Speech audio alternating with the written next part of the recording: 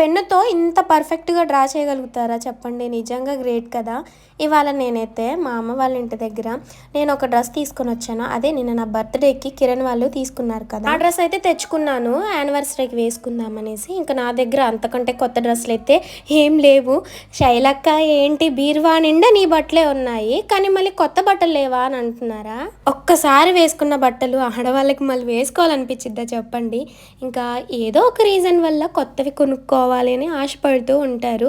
ఇంకా ఆడవాళ్ళంటే బట్టలు, నగలు వీటి మీదే ఉంటది కదా! మొత్తానికైతే అసలు నేనేం చెప్పాలనుకుంటున్నానంటే, ఈ డ్రెస్ స్టిచ్చింగ్ చేపించుకుందాం అనేసి తెలిసిన అక్క వాళ్ళ దగ్గరికైతే వెళ్ళాను. మిషన్ ఉంది. అక్క వాళ్ళ బాబేశాడు ఆ డయాగ్రామ్.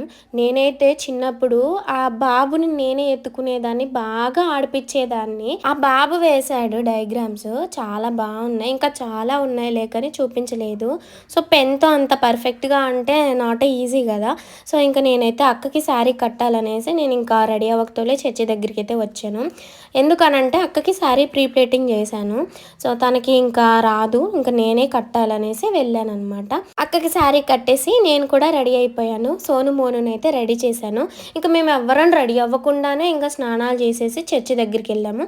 చర్చి వెనకాల ఇంకా రెస్ట్ రూమ్ లాగా ఉంటది. అక్కడే ఇంక ఫ్రెష్ అయ్యాము. ఇంక అక్కని కూడా రెడీ చేసేసాను. పిల్లల్ని కూడా రెడీ చేశాను. నేను కూడా రెడీ అవుతున్నాను. సో నాకు ఈ డ్రెస్ కిరణ్ అయితే నా బర్త్‌డేకి గిఫ్ట్ చేసింది. నాకైతే చాలా బాగా నచ్చింది. ఈ డ్రెస్‌కి అయితే చాలామంది ఫ్యాన్ బేస్ అయితే అయిపోయారనమాట చర్చిలో.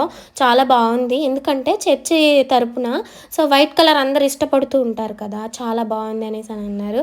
నిజంగా చున్నీ అయితే చాలా హైలైట్‌గా ఉంది దుప్పట్టా మాత్రానికి. ఇప్పుడైతే ఇంక నేను చర్చి వినుకుంటూ మామూలుగా వీడియోస్ అయితే తీశాను. ఏం చేయలేక వీడియోసే తీసుకున్నావా చర్చికి వెళ్ళి చర్చి వినుకోకుండా అనేసి తిట్టమాకండి. విన్నాను, అలాగే వీడియోస్ కూడా తీసుకున్నాను. సో పాస్టర్ గారు అయితే మంచిగా వాక్యం చెప్పేశారు. వీడియోస్ లైక్ చేయండి. Bye friends.